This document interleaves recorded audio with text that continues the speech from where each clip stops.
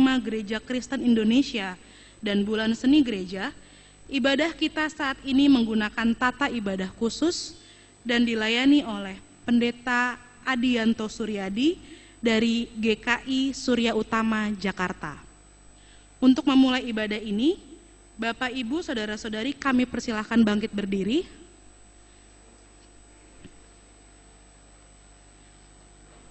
Dan marilah kita ikuti bersama tata ibadah khusus hari ini dari panggilan beribadah kita.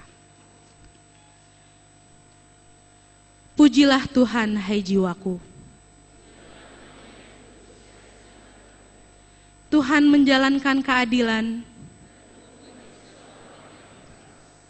Ia telah memperkenalkan jalan-jalannya kepada Musa. Tuhan adalah penyayang dan pengasih.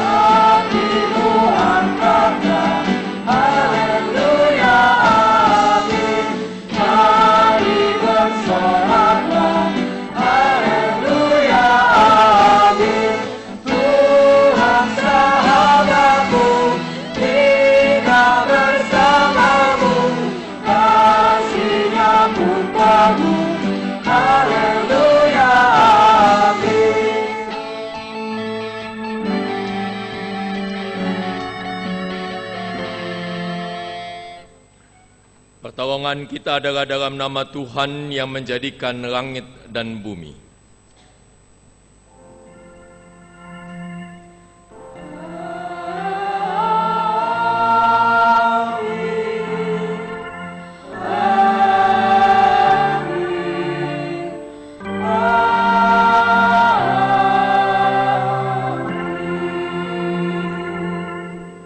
Kasih Allah menyertai kita.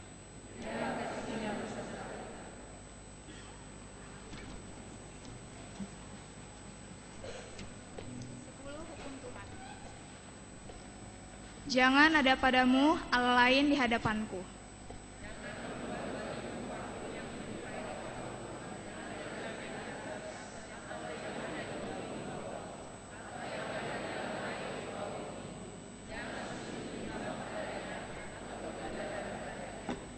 Jangan menyebut nama Tuhan Allahmu dengan sembarangan. Hormatilah ayahmu dan ibumu. Jangan berzina. Jangan mengucapkan saksi dusta tentang sesamamu.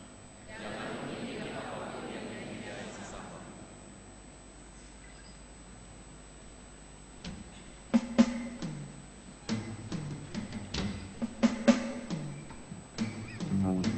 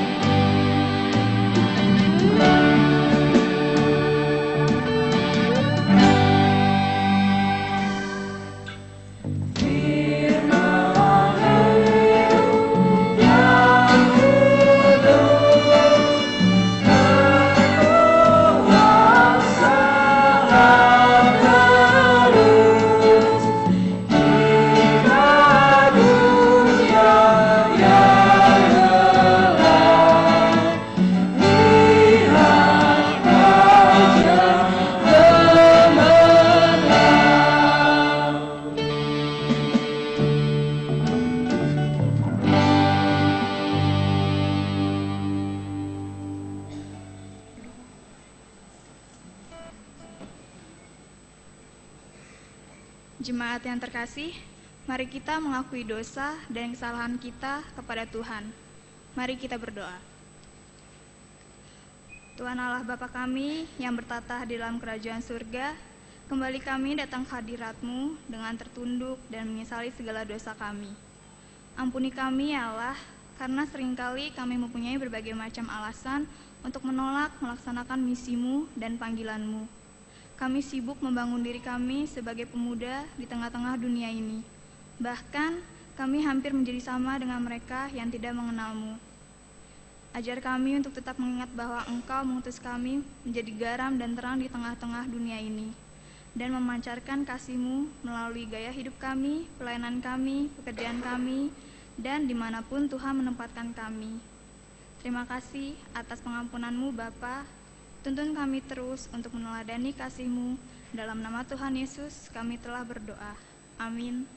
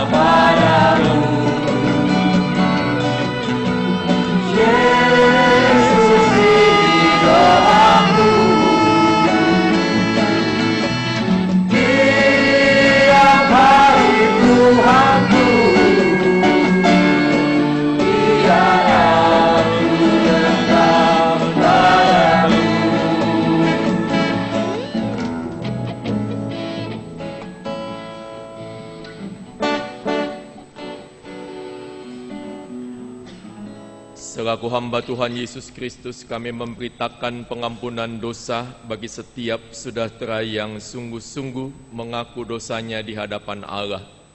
sambil memandang pada salib Kristus. Karena begitu besar kasih Allah akan dunia ini sehingga Ia telah mengaruniakan anaknya yang tunggal, supaya setiap orang yang percaya kepadanya tidak binasa melainkan beroleh hidup yang kekal. Sebab Allah mengutus anaknya ke dalam dunia bukan untuk menghakimi dunia, melainkan untuk menyelamatkannya oleh Dia. Demikianlah berita anugerah dari Tuhan.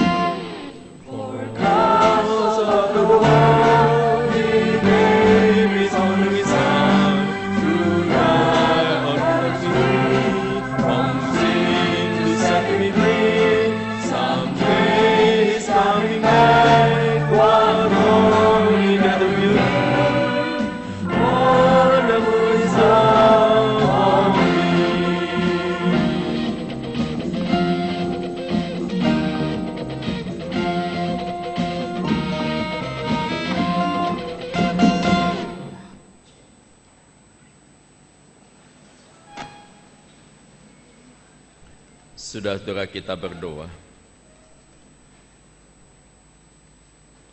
Bukalah pikiran dan hati kami ya Bapa, supaya setiap bagian firman yang kami baca dan kami dengar, kami mampu pahami dengan baik, dan kami mampu menjalaninya di dalam pertolongan Tuhan. Karena itu pakailah hamba-Mu dalam kelemahan dan kekurangannya, supaya melalui mulut bibirnya Engkau ya Tuhan menyampaikan firman kebenaran-Mu. Kami berdoa di dalam nama Tuhan Yesus. Amin. Malam ini saudara kita membaca Yesaya 58 ayatnya yang ketiga sampai ayat ke-12.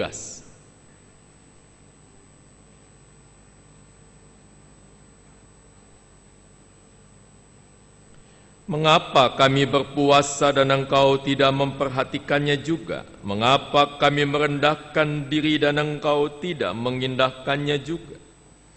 Sesungguhnya pada hari puasamu engkau masih tetap mengurus urusanmu, dan kamu mendesak-desak semua buruhmu. Sesungguhnya kamu berpuasa sambil berbantah dan berkelahi, serta memukul dengan tinju dengan tidak semena-mena. Dengan caramu berpuasa seperti sekarang ini, suaramu tidak akan didengar di tempat tinggi. Sungguh-sungguh inikah berpuasa yang ku kehendaki, dan mengadakan hari merendahkan diri, jika engkau menundukkan kepala seperti geladah dan membentangkan kain karung dan abu sebagai lapik tidur. Sungguh-sungguh inikah yang kau sebut berpuasa, mengadakan hari yang berkenan pada Tuhan? Bukan. Berpuasa yang ku kehendaki ialah supaya engkau membuka belenggu-belenggu kelaliman dan melepaskan tali-tali kuk, supaya engkau memerdekakan orang yang teraniaya dan mematahkan setiap kuk, supaya engkau memecah-mecah rotimu bagi orang yang lapar dan membawa ke rumahmu orang miskin yang tidak punya rumah. Dan apabila engkau melihat orang telanjang, supaya engkau memberi dia pakaian dan tidak menyembunyikan diri terhadap saudaramu sendiri.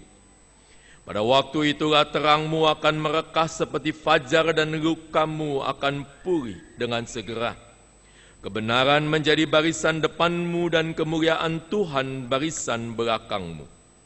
Pada waktu itulah engkau akan memanggil dan Tuhan akan menjawab.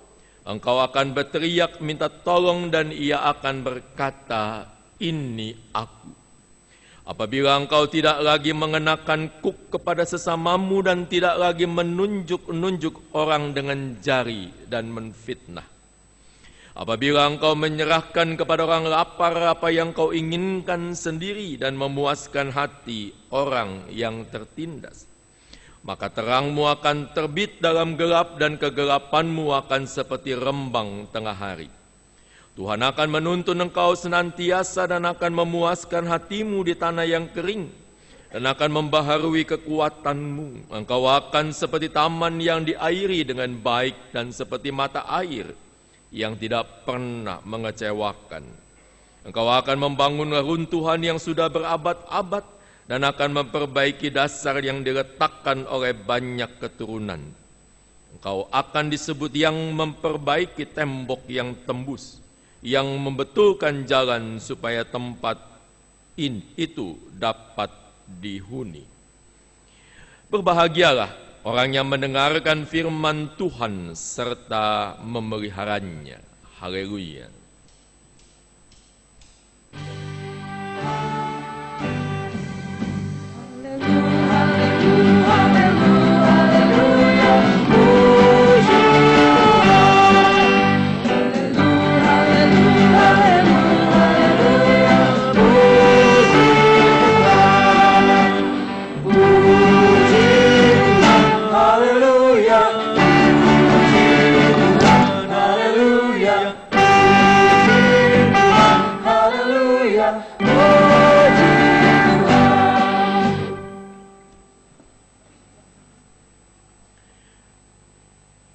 Perkenankan saya memperkenalkan diri saudara. Nama saya sudah ada di Warta, Adianto Suryadi. Saya melayani di GKI Surya Utama, saudara, di Jakarta Barat. Dan saya melayani sejak tahun yang kedua setelah jemaat itu didewasakan tahun 1983. Artinya saya masuk ke GKI Surya Utama tahun 1985. Jadi saya sudah melayani jemaat itu selama 27 tahun ya, saudara. 26 tahun ya. Ini pendeta ngitung suka salah, saudara. Saya punya satu istri namanya Sukmawati, tapi tolong saudara sebutnya jangan dipendekkan. Sebab kalau saudara menyebut dengan pendek, saudara akan memanggil busuk begitu ya. Jadi busukma gitu mestinya. Nah itu guyon daripada jemaat saudara ketika kami pertama kali datang ke Surya Utama. Kami punya anak dua, saudara, yang pertama perempuan, yang kedua laki-laki. Yang pertama menyelesaikan IT-nya di BINUS dan kemudian melanjutkan studinya mengambil MBA Accounting di Melbourne. Sudah selesai, sudah bekerja.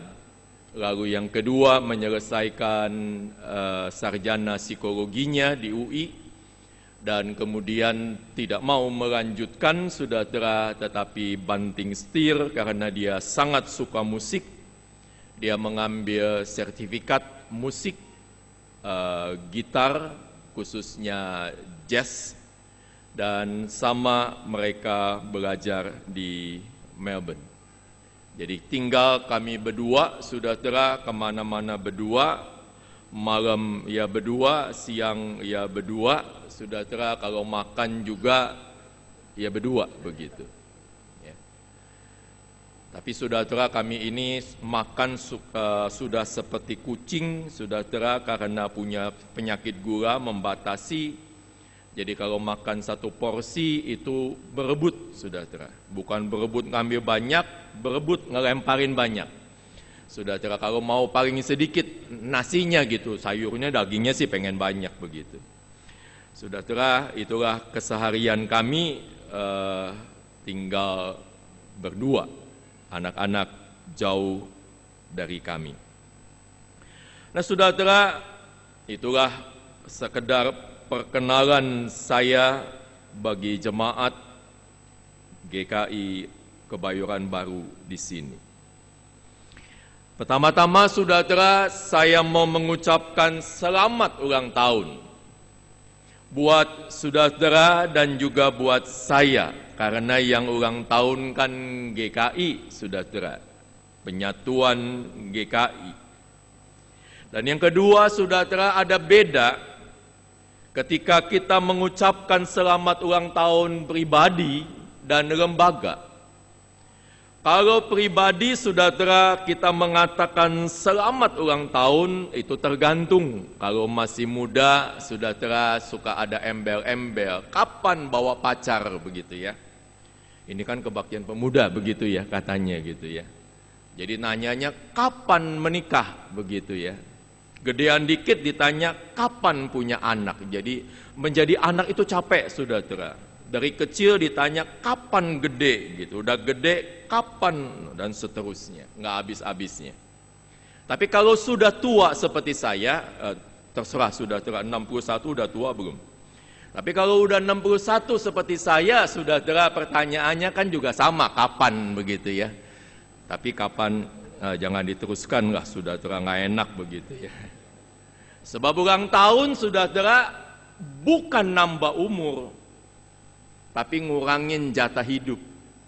Ya, kalau jatahnya dari Tuhan cuma 80 tahun, saudara, maka ulang tahun saya nanti itu akan membuat jatah saya tinggal 18 tahun. Tapi kalau Tuhan punya catatan cuma boleh 70, aduh, tinggal 8 tahun lagi saya hidup. Saudara, kita menuju ke sana. Tetapi kalau lembaga, saudara, memang tidak ada yang dalam tanda kutip mentakdirkan kapan hidupnya. Kalau manusia, ya adalah kurang lebih segitulah hidup kita. Kalau sampai 100 tahun, kasihan, saudara ya. Saya melayani di Sunrise bangga, saudara, sebab anggota jemaat kami ada yang sampai 105 tahun. Tapi saya paling segan membesuk dia pada akhir-akhirnya, karena kalau ditanya, kalau saya datang maka pertanyaannya, kapan saya dipanggil? Lah ya, saya mana tahu kapan Tuhan manggil dia, saudara ya. Tapi sudah meninggal, saudara, mulai sedikit pikun, tapi dia hidup 105 tahun. Hebat. Saudara, saya pesimis sampai ke sana. Susah. Nah, saudara, lembaga tidak ada yang menentukan itu, tetapi lembaga hidupnya ditentukan oleh kita sendiri. Ya. Saudara, gereja bisa terus hidup kalau dia menjawab panggilan Tuhan dengan setia. Tetapi gereja, saudara, menjadi mati kalau pakai istilah itu. Saudara, kalau dia tidak mau menjalani panggilan Tuhan. Saudara, gereja menjadi mati kalau kemudian anggota jemaat meninggalkan gereja. Itu konon katanya, ceritanya di negara barat, saudara, gereja menjadi kosong dan kemudian menjadi museum dan sebagainya dan sebagainya. Jadi persoalannya saudara, bagaimana ketika lembaga itu berulang tahun, GKI itu berulang tahun, kita mempertanyakan seberapa jauh saudara GKI gigih berjuang menjawab panggilan Allah buat GKI. Nah, kalau bicara tentang panggilan Allah saudara, maka tidak bisa tidak kita mau mengatakan panggilan Tuhan buat kita selaku gereja adalah bagaimana di dalam kehidupan kita saudara, kita menghadirkan wajah Allah. Kita menghadirkan wajah Allah di tengah-tengah dunia, di tengah-tengah orang yang kita jumpai. Melalui ibadah kita, melalui kegiatan kita, melalui interaksi kita dengan masyarakat di sekitar kita, baik sebagai pribadi maupun sebagai lembaga. Dan ini adalah tugas dan tanggung jawab kita semua, saudara, yang tidak bisa tidak, yang Tuhan percayakan kepada kita, supaya orang yang berada di sekitar kita merasakan kehadiran, perjumpaan dengan Tuhan. Waktu saya pemuda, saudara, saya aktif di pemuda sebuah GKI. Lalu masih ingat saudara, zaman dulu suka bikin camp, ikut jadi panitia dan sebagainya. Dan ketika ada malam pertobatan, saudara, seorang anak menuliskan sepotong surat, ya. Dan di dalam surat itu dia mengatakan, saudara, saya percaya kepada Tuhan, tetapi saya nggak bisa percaya. Sulit bagi dia untuk percaya. Kenapa? Karena sosok bapak yang dia kenal, saudara, dalam kehidupan rumah tangganya, orang tuanya, saudara, bapaknya galak. Saudara, tidak sempat ada interaksi, bapaknya galaknya kayak apa sih gitu, saudara, apakah pakai rotan, apakah pakai pecut, apa pakai apa, tidak jelas. Tetapi saudara, kalau dijelaskan Allah itu sebagai bapak, anak itu bingung di sini. Enggak tuh, bapak enggak baik, bapaknya itu galak. Jadi dia konflik dalam pikirannya, saudara, dan dia sulit menaruh percaya kepada Tuhan. Saudara, sang ayah telah hadir dalam kehidupannya dan memberikan sebuah gambaran sebagai seorang yang galak, penuh dengan wibawa dan sebagainya. Lalu sang anak mestinya ketakutan dan seterusnya. Lalu betapa sulitnya dia mengaminkan Allah Bapa itu Allah yang baik. Saudara, itu contoh sederhana bagaimana kita hadir di tengah-tengah dunia, membawa wajah Tuhan kepada masyarakat sekitar kita. Perjumpaan ini, saudara, menurut Ibrani pasal 12 ayatnya yang ke-18 sampai 29, saudara bisa baca di rumah, adalah sebuah perjumpaan yang dikatakan di Gunung Sinai dan di Bukit Sion. Di Gunung Sinai, saudara, gambarannya adalah ketika Musa naik ke atas dan menerima hukum. Gunung Sinai, saudara, memberikan sebuah gambaran Allah dengan hukum, mesti begini, mesti begitu, dan sebagainya. Enggak bisa begini, dihukum ini, dan seterusnya. Lalu Bukit Sion, saudara, gambarannya divisualkan Allah yang bukan menakutkan, tetapi Allah yang penuh dengan keramahan, keindahan, yang penuh dengan damai, penuh dengan sentuhan-sentuhan yang sejuk. Saudara, yang dikasihi oleh Tuhan, Allah yang kita kenal adalah Allah yang seperti itu. Allah yang mempunyai tuntutan-tuntutan yang tidak bisa kita permainkan. Tapi Allah yang mau coba mengerti dalam kasih sayang, kegagalan dan ketidakmampuan kita. Dan sama karena itulah seorang perempuan yang berzina tertangkap dan dibawa kepada Yesus. Dan Tuhan tidak menghukum. Kekuatan hukum dan perintah dan tuntutan Allah disertai dengan kelembutan seorang ibu yang menyentuh dan membelai anaknya. Itulah gambaran yang mesti kita tampilkan dalam kehidupan.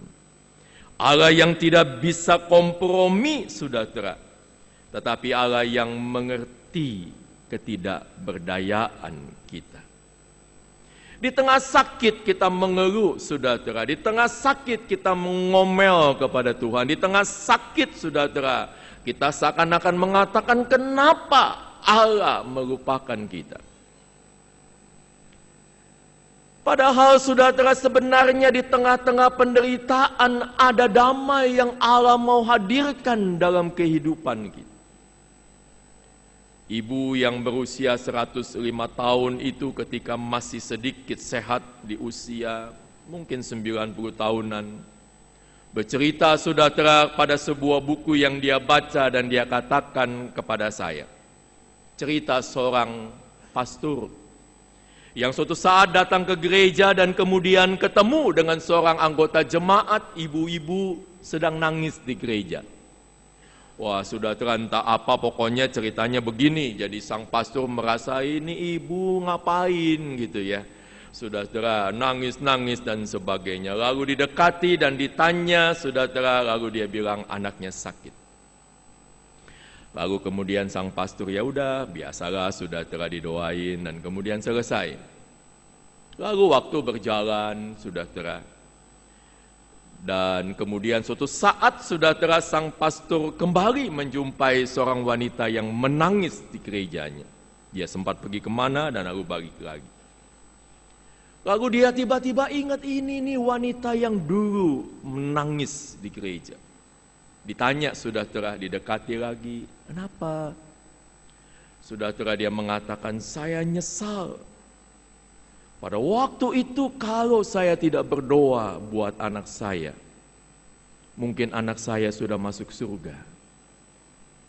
Tetapi karena kemudian kesembuhan anak itu menjadi sangat luar biasa nakalnya, menjadi sangat luar biasa tidak bisa diatur oleh orang tuanya, mengerjakan semua dosa yang bisa dia buat dan dia lakukan. Dan si ibu amat menyesal. Saudara, ini cerita, tapi mau memberikan gambaran kepada kita, sebenarnya di belakang semua penderitaan ada nilai kebaikan, damai, sejahtera Tuhan. Saya tidak lupa seorang anggota jemaat, saudara, anaknya cuma satu, wanita. Lalu kemudian pertama bapaknya meninggal, lalu kemudian tidak lama ibunya turut meninggal. Tapi ketika ayahnya meninggal, saudara, ada satu yang saya mau bersyukur, bukan karena meninggal, saudara. Tetapi dia tiba-tiba saya lihat menjadi sosok seorang anak SMA kalau tidak salah waktu itu. Menjadi sosok anak gadis yang tegar, saudara, menghadapi penderitaan itu. Nah, saya masih sempat mengatakan, kamu mesti tabah ya, sebab ibunya memang ringkih, banyak sakitnya, dan kalau sang anak tidak sanggup bertahan, saudara, susah. Tiba-tiba yang saya temui adalah seorang yang sangat dewasa. Dan ketika sang ibu sakit dan harus dirawat di ICU beberapa lama, dan dia kuat menghadapi semuanya. Di belakang segalanya ada kebaikan Tuhan. Tapi bukan maksud saya sakit nggak apa-apa, biarin, syukur gitu. Enggak, bukan itu, saudara. Tapi di belakang itu, di dalamnya Tuhan memberikan sebuah kekuatan, sentuhannya yang luar biasa. Oleh sebab itulah, saudara, dalam kehidupan kita jangan kita cari cuma yang senang-senang saja. Jangan kita cari, saudara, sesuatu yang cuma memuaskan kita. Kalau begitu, saudara, maka misalnya ibadah ini bisa menjadi sebuah komoditas. Bukan kita mau menyembah Tuhan, tetapi ini komoditas hiburan. Saudara, ini sih penyakit lama dan sering dikatakan para pendeta. Saudara, kalau saudara datang kebaktian kan suka lihat warta. Ini saudara, minggu depan siapa yang khotbah ya? Saudara lihat dulu gitu ya. Wah, dia mau khotbahnya nggak enak. Nah, saudara nggak usah datang atau cari gereja yang lain begitu ya. Itu membiasa saudara. Karena kita cari yang menyenangkan. Tapi kalau yang tidak menyenangkan, saudara, kita tidak suka. Saudara, sama seperti kalau saudara memainkan remote TV kabel atau parabola. Nggak enak, saudara ganti. Nggak enak, saudara ganti. Nggak enak, saudara ganti. Cari yang enak buat saudara. Tapi saudara tidak, saya masih ingat zaman dulu ketika mulai ada televisi, saudara minta ampun karena siarannya cuma satu. Seneng nggak seneng ya nonton itu gitu ya. Mau nggak mau ya duduk kalau mau nonton. Generasi 60 mengalami TV pertama ya. Kalau anak sekarang sudah tidak tahu apa-apa lagi, pokoknya udah banyak siaran begitu saudara. Zaman dulu udah saudara nontonin aja tuh kalau mau, nggak mau ya udah tidur sana gitu. Nggak ada pilihan. Sekarang nggak saudara, kita mainin aja remote ganti-ganti, cari-cari begitu. Gereja bukan komoditas hiburan. Saudara, gereja adalah sebuah komunitas yang di dalamnya kita mengatakan misalnya dalam ibadah. Adalah sebuah tempat, sebuah cara di mana sebenarnya kita sedang berkaca. Ini kalau ngomong kaca, kaum pria jarang ngaca ya. Yang kalau ngomong kaca itu urusannya wanita. Kalau wanita ngaca berapa, jangan ngomong berapa jam sekali, tersinggung begitu ya. Tapi kalau ibu-ibu, saudari berkaca 1 menit cukup? Ya? Enggak ya? Ininya aja saudara kan nggak cukup 1 menit begitu ya saudara. Ini satu, kalau ininya satu lagi, kemudian dilihat sama nggak saudara ya. Untung istri saya nggak begitu saudara ya. Jadi mesti sama juga, sebab kalau ini tebal ini tipis repot begitu. Udah gitu masih dilihat, ketemu ada jerawat. Waduh, cilaka saudara. Ini kalau sudah tua nggak apa-apa begitu. Tapi kalau istri saya sekarang lain, bukan lihat jerawat saudara, yang dia lihat rambutnya gitu. Ini makin botak gitu ya, gitu. Lain lagi saudara, dilihatin begitu, panggil saya, lihat tumbuh nggak, pakai obat sejenis obat, tumbuh nggak gitu, saya lihatin, capek juga lihatin, mesti lama juga saudara. Ya. Oh numbuh sedikit, senang gitu. Ya kalau mau cepat-cepat bilang tumbuh begitu, padahal nggak numbuh begitu.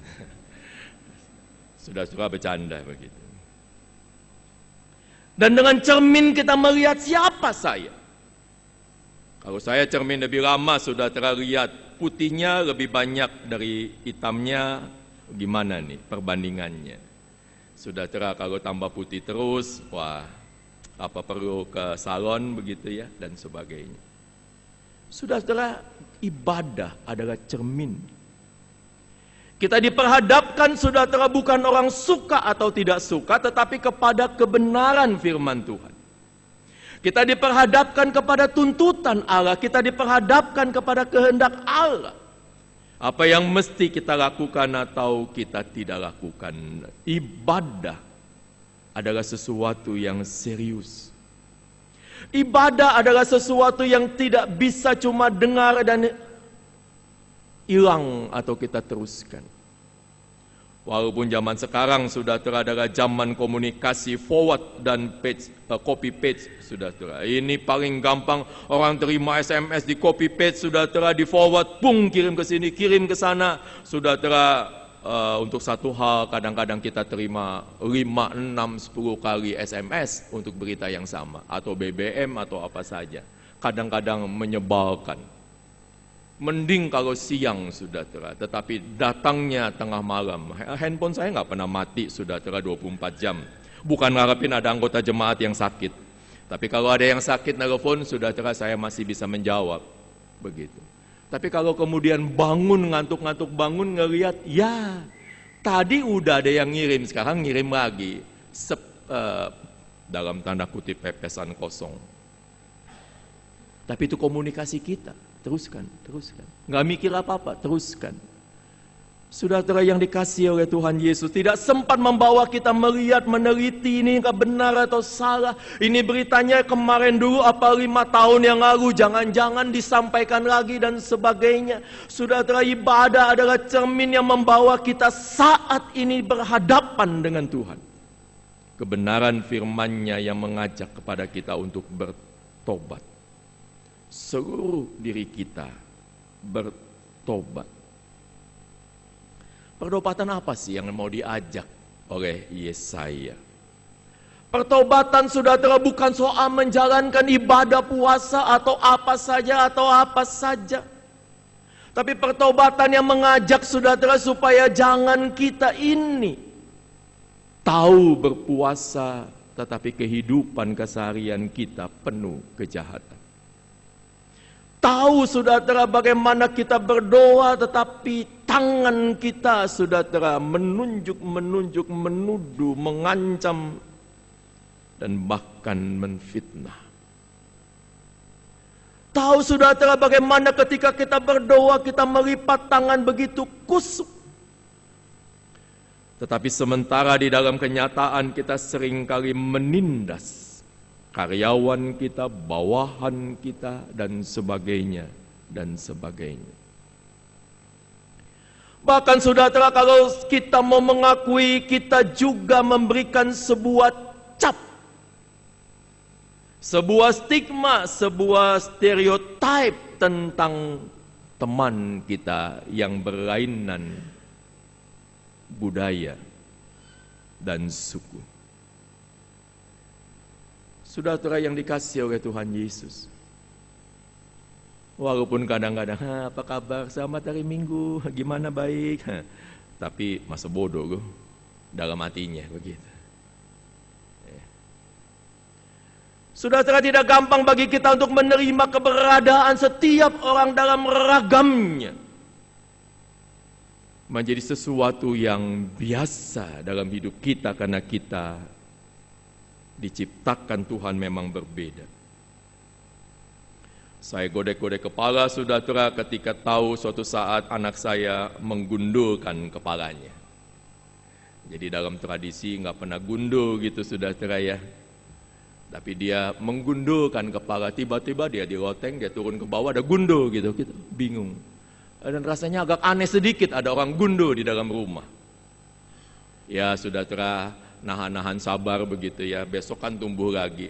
Begitu mulai tumbuh sedikit, saudara, dia ke atas, dia bisa cukur sendiri, bersih lagi. Bingung gitu. Gimana nyukurnya, memang punya cukuran begitu. Saudara, gundul lagi, kita ada godek-godek kepala lagi. Saudara, hanya soal punya dan tidak punya rambut.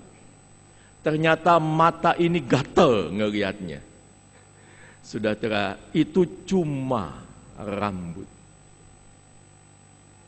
Tapi sesama kita yang berbeda, bagaimana kita bisa menyambutnya menjadi bagian kehidupan kita. Tapi sekarang saya sudah biasa lihat dia botak.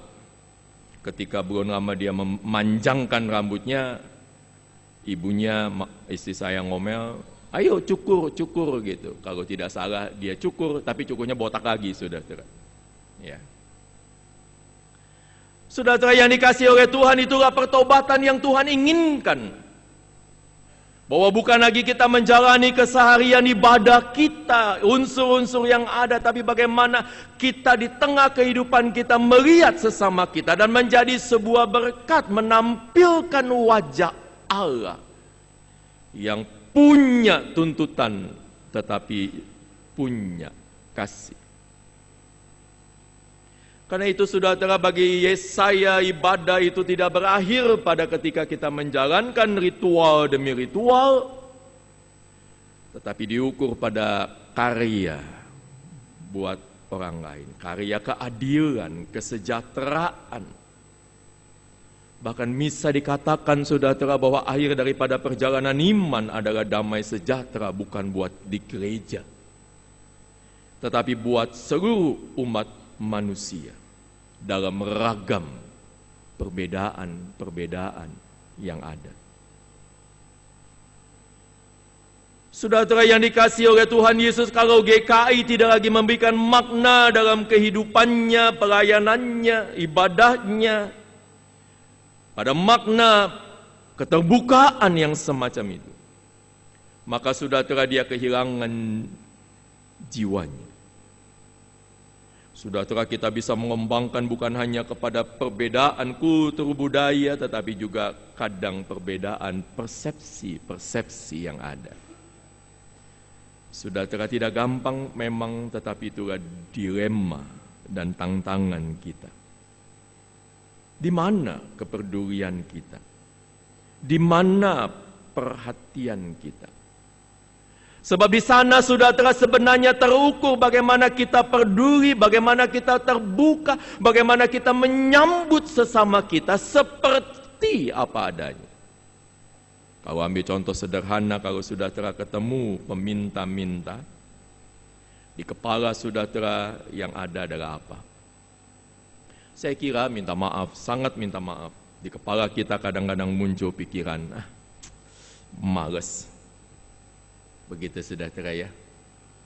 Karena kita berpikir kalau rajin orang ya bisa hidup lah gitu. Tapi kalau udah tukang minta-minta saudara, ini pasti malas, ya ngasih juga lah, tapi malas otak kita begitu. Padahal kita tahu saudara, ini bukan soal rajin atau malas, tetapi ini adalah persoalan kesempatan yang dibuka atau tidak. Saudara yang dikasihi oleh Tuhan, ini tentu saja saudara tidak bisa menjadi tanggung jawab pribadi lepas pribadi, tetapi harus menjadi sebuah karya komunitas kita. Mau diajak kita berpikir, inilah paguyupan GKI. Paguyupan orang beriman, saudara. Orang-orang yang berkumpul, yang hidup, yang berkarya dalam iman kepada Yesus Kristus. Itulah paguyupan. Tidak berhenti hanya mendapatkan sesuatu dari karya Tuhan Yesus yang mati buat kita. Tapi bagaimana kita berkarya saudara buat dunia karena iman yang kita punyai. Saudara yang dikasihi oleh Tuhan Yesus Kristus, itulah kegiatan-kegiatan, itulah panggilan kita saudara di masa depan. Bagaimana dalam kehidupan ini kita menghadirkan wajah Tuhan. Karena itu saudara, iman tidak bisa kita jalani asal-asalan. Iman saudara adalah bukan soal amatir. Amatir bukan soal dibandingkan dengan profesional, saudara bukan soal duit. Tapi mau mengatakan kesungguhan. Wah, ini Jakarta rame, saudara, karena ada Metallica ya, Metallica yang akan panggung gitu ya. Saudara, bagaimana mereka mempersiapkan diri, bagaimana panggung dipersiapkan, bagaimana sound system dipersiapkan, bagaimana segala sesuatu dipersiapkan. Ya kita bilang ya bayar sih dan sebagainya dan sebagainya. Tapi itu sikap seorang musisi yang baik. Sebab kalau sound systemnya jelek, suaranya sember, rusak semuanya. Nah, bagaimana di tengah-tengah kehidupan ini saudara, ibadah kita dan segala sesuatu juga kita lakukan. Sebab di depan kita saudara ada tantangan-tantangan yang begitu besar ketika korupsi masih menguasai negara ini. Capek juga ya saudara dengerin korupsi begini, begitu. Saudara ini gimana nih? Siapa yang salah? Wah saudara, saya kadang-kadang suka kesel jadi pindah channel. Saudara capek lah dengerinnya saudara. Ini ngomongannya gimana? Belum lagi soal narkoba. Bagaimana narkoba merasuk kehidupan bangsa ini. Dari yang menerima kiriman menjadi produsen, menarik. Dan kalau sudah bikin barang saudara, maka tentu mesti cari pembeli. Dan karena itu barangkali akan menjadi semakin giat. Saudara, ketika anak-anak muda juga terancam oleh narkoba.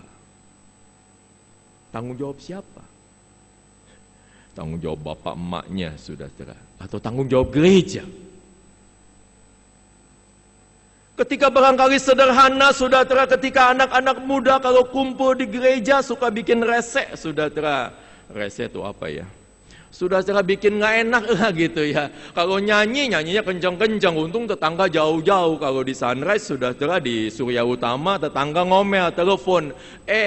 Teleponnya ke saya lagi. Kami melayani 4 orang, saudara saya, ada Parasit, ada Yolanda, ada Setiawati. Tapi karena saya paling lama, saya paling dikenal gitu. Kalau rame-rame gitu, saya yang ditelepon. Pak Dianto itu di gereja rame katanya. Bilangin dong. Saudara mesti telepon koster. Itu tuh anak muda tuh gitu ya. Tapi ini contoh saja, saudara, bukan mau mengatakan anak muda di sini, enggak. Tapi ketika ruang tidak diberikan di dalam gereja, dia lari kemana? Saudara kemudian bukan mau mengatakan ya udah bikin apa aja di gereja, jangan takut majelis nggak marah, pendetanya nggak marah, nggak juga, saudara. Sekali lagi bukan itu. Tapi bagaimana kita peduli dengan kehidupan ini? Gereja mestinya menjadi rumah kedua buat kaum muda. Oleh sebab itulah, saudara, kita semua mesti keluar dari kepentingan diri. Kita mesti keluar, saudara, dan masuk ke dalam sebuah penyangkalan diri. Kita memasuki, saudara, itu artinya bagaimana kita membangun masa depan buat bangsa ini, turut serta membangun masa depan. Bagaimana kita menyediakan tempat dan ruang di dalamnya anak-anak kita bisa merasakan aman dan nyaman bermain dalam gaya dan caranya. Saudara berpikir tentang gaya anak muda, anak remaja, itu kan buat orang tua saudara susah. Kalau mobil saya habis dipakai oleh anak saya, saudara pusing karena lagunya lain. Dan coba iseng setel gitu, pusing saudara, karena saya generasi keroncong begitu. Ya, jadi enak lagu keroncong. Saya sendirian lagunya keroncong. Kalau campur sama yang lain lagunya beda, gitu. Saya masih menikmati keroncong, mungkin karena warisan dari papa senang keroncong, anaknya ikut. Beda.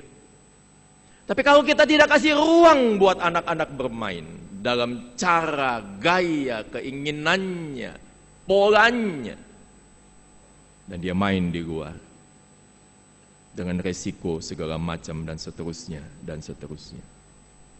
Saudara, ini bukan cuma soal ayo kita nolong orang lain dan sebagainya, tetapi inilah spiritualitas kita. Spiritualitas yang mau mengatakan, nah ini soal peduli dengan orang lain. Ini soal bagaimana kita menyangkal diri. Bagaimana saudara tahan-tahan kuping kalau anak main musik yang sangat berbeda dengan apa yang saya suka. Apa yang nyaman buat kuping saya. Biarkan dia main di tempat di mana kita merasa aman dan dia juga merasa nyaman. Allah Gunung Sinai dan Bukit Sion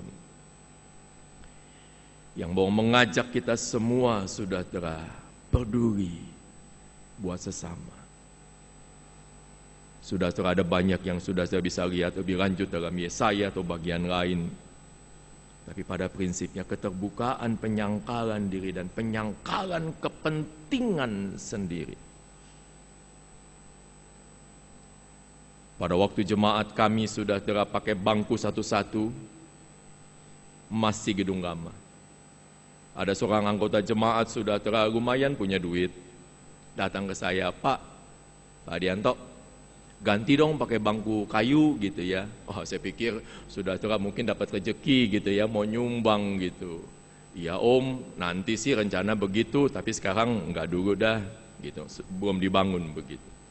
Lalu dia bilang, udah dah Om bayar katanya. Saudara hebat juga nih ya, duitnya banyak gitu ya. Tapi persoalannya saudara, karena kursi yang satu ini saudara di belakang ini, di belakang kakinya di sini ada besi yang mengikat. Rupanya orang yang di belakang itu saudara kalau duduk suka kakinya goyang. Ini ada yang suka kakinya goyang nih saudara ya, kalau duduk nggak bisa diem, goyang gitu ya. Siapa yang suka begitu? Saya suka begitu. Enak juga sih duduk goyang. Nikmat juga saudara. Tetapi yang di depan tidak nikmat. Karena kakinya dipasang di situ, dia goyang. Yang di depan juga sambil dengerin khotbah begini rupanya gitu. Saudara. Karena itu dia bilang, nah kalau bangku kayu gue goyang dah, kuat nggak gitu. Kira-kira begitu saudara. Menarik. Saya sih dikasih dia ngomong begitu saya ketawa. Ya, lucu juga. Contoh yang sangat sederhana. Kita biasa hidup dengan kemauan kita. Dan tidak pernah peduli dengan orang lain. Masa bodoh, tapi saya enak. Yang di depan gak enak, saudara. Sampai dengan khotbah begini-begini, saya pikir khotbah saya bagus, manggut-manggut begitu ya. Ternyata enggak begitu ya. Ini ada yang goyangin di belakang. Saudara mulai dengan membuka. Melihat semua orang dalam nuansa yang sama. Oleh sebab kita sudah menikmati kemurahan Tuhan. Orang berdosa dibuat bisa masuk surga. Karena itulah saudara Yesaya mengajak sekali lagi kepada kita untuk menghadirkan kesejahteraan dan kepedulian. Dan gereja adalah instansi ilahi saudara. Bagaimana Allah peduli dengan bangsa dan negara ini. Sekali lagi selamat ulang tahun. Semoga panjang umur. Semoga karena yang menentukan adalah kita. Kalau gereja makin introvert, makin lihat diri sendiri, makin cuma peduli pada diri sendiri, sudah siap gereja tidak panjang umurnya. Tapi kalau kita menjawab panggilan Allah, peduli kepada orang lain, gereja yang menghadirkan Allah dalam kuasa dan kasih-Nya, maka gereja itu masih akan terus hidup, diberkati Tuhan, dan terus berkembang. Tuhan memberkati saudara-saudara semua. Amin.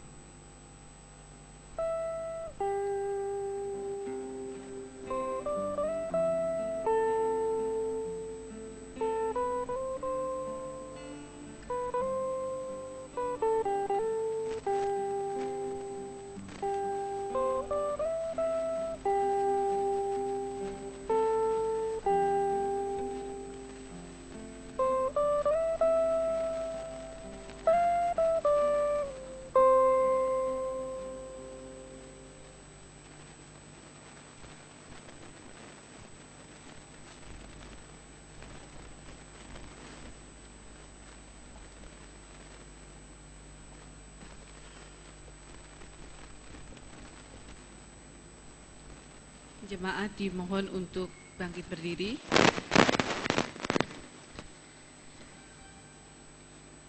Marilah kita bersama-sama mengucapkan pengakuan iman rasuli sebagai berikut.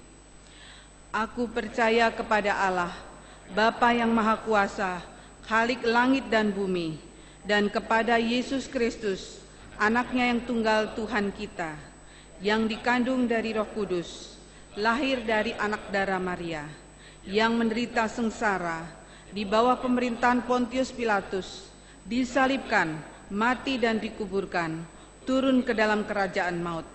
Pada hari yang ketiga, bangkit pula dari antara orang mati, naik ke surga, duduk di sebelah kanan Allah, Bapa yang Maha Kuasa, dan dari sana Ia akan datang untuk menghakimi orang yang hidup dan yang mati.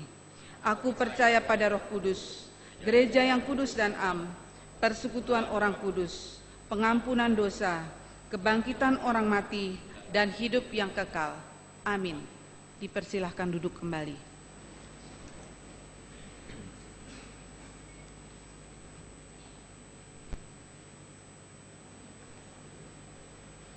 Jemaat, mari kita memanjatkan doa syafaat kita.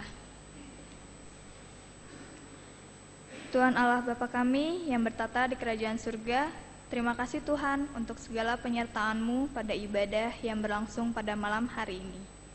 Kiranya Engkau berkenan Tuhan atas segala puji-pujian kami dan menyempurnakannya sebab kemuliaan hanya untuk-Mu Tuhan. Kami juga berdoa Tuhan untuk jemaat muda dan terlebih lagi setiap jemaat-Mu di tempat ini. Kiranya kami tetap dapat menjalankan misi sebagai utusan-Mu di dalam kehidupan kami sehari-hari. Kami bersyukur Tuhan atas jemaat muda yang telah lulus, mendapat pekerjaan, menikah. Kiranya Tuhan selalu bersama-sama menyertai mereka. Kami juga tidak luput berdoa bagi jemaat muda yang masih bergumul di tengah-tengah penyusunan skripsi, mencari pekerjaan, dan menantikan pasangan hidup. Engkau dan hanya Engkaulah Bapa yang memberikan sesuai bahkan melebihi usaha-usaha yang mereka lakukan. Kami juga berdoa Tuhan untuk melaksanakan Bulan Seni Gerejawi dan juga program-program Komisi Pemuda yang akan berlangsung. Biarlah itu semua hanya untuk kemuliaan nama-Mu. Haleluya. Kami ingat mereka yang sakit. Kami ingat mereka yang menghadapi penyakit-penyakit yang berat ataupun enteng. Biarlah Tuhan ketika kami menghadapi semua, pikiran kami tidak terpaku kepada penyakit. Tapi pikiran kami tetap terpaku kepada Tuhan yang baik. Tahu di belakang semua yang kami alami, ada kasih dan kuasa Tuhan yang selalu akan menyertai.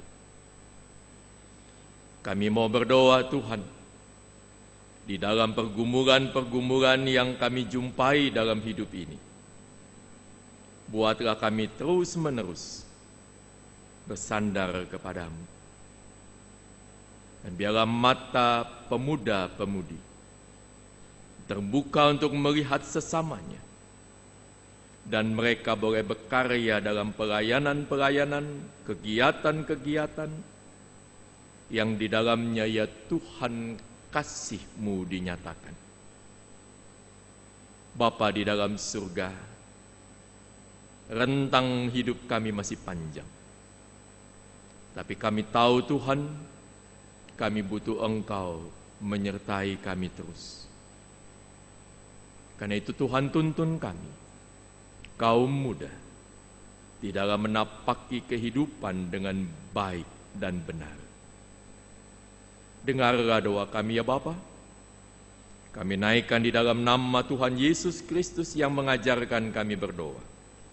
Bapa kami yang di surga, dikuduskanlah nama-Mu, datanglah kerajaan-Mu, jadilah kehendak-Mu di bumi seperti di surga.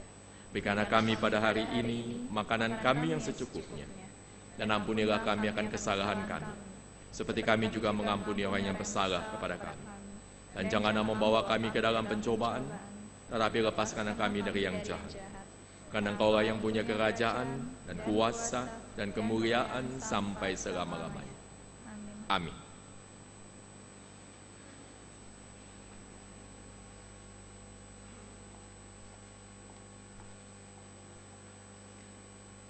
Jemaat, tibalah saatnya kita mempersembahkan persembahan syukur kita. Adapun nats persembahan diambil dari 2 Korintus 8 ayat 12 sampai 15. Sebab jika kamu rela untuk memberi, maka pemberianmu akan diterima. Kalau pemberianmu itu berdasarkan apa yang ada padamu, bukan berdasarkan apa yang tidak ada padamu. Sebab kamu dibebani bukanlah supaya orang-orang lain mendapat keringanan, tetapi supaya ada keseimbangan. Maka hendaklah sekarang ini kelebihan kamu mencukupkan kekurangan mereka, agar kelebihan mereka kemudian mencukupkan kekurangan kamu, supaya ada keseimbangan. Seperti ada tertulis, orang yang mengumpulkan banyak tidak kelebihan, dan orang yang mengumpulkan sedikit tidak kekurangan. Kita nyanyikan Tuhan memanggilmu.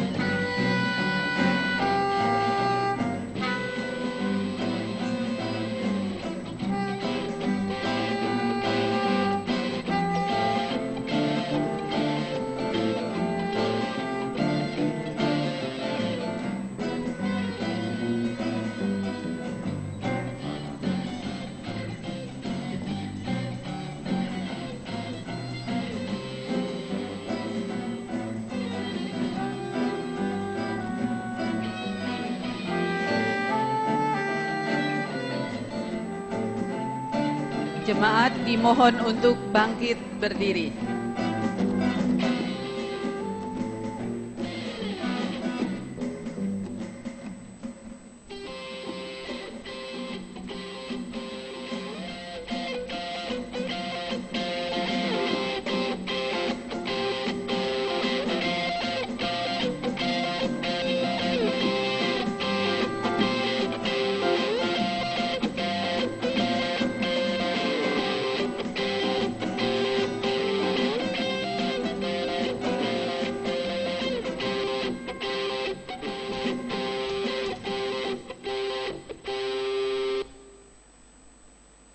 Mari kita serahkan persembahan ini di dalam doa. Ya Allah Bapa, Khalik langit dan bumi, Engkau telah memberkati pekerjaan dan usaha kami sehingga berbuah. Engkau juga menjanjikan akan melimpahkan segala rahmat-Mu yang tersedia di surga. Bagi kami umat yang percaya dan berjuang setia kepadamu, sebagian dari buah pekerjaan dan usaha kami yang Kau berkati, kami serahkan kembali kepadamu sebagai ungkapan syukur. Berkatilah segala pekerjaan dan usaha yang lama maupun yang baru kami rintis.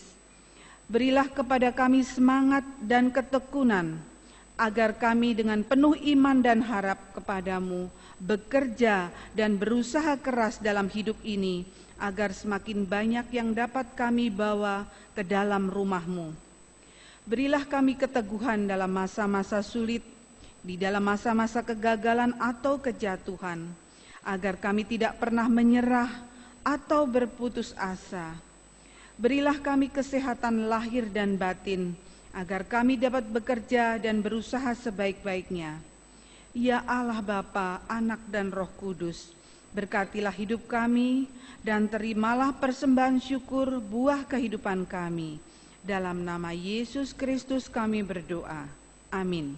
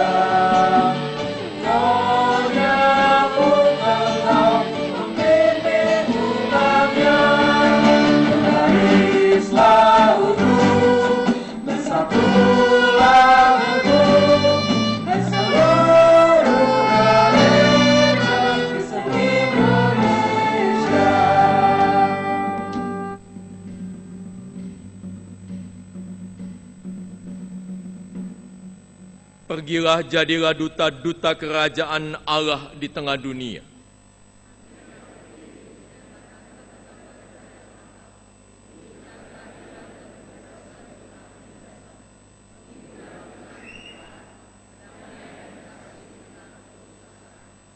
Kiranya Allah mencurahkan hikmat sehingga di tengah keanekaragaman tradisi budaya dan kemajuan zaman, saudara tetap teguh dalam kebenaran menurut kehendaknya.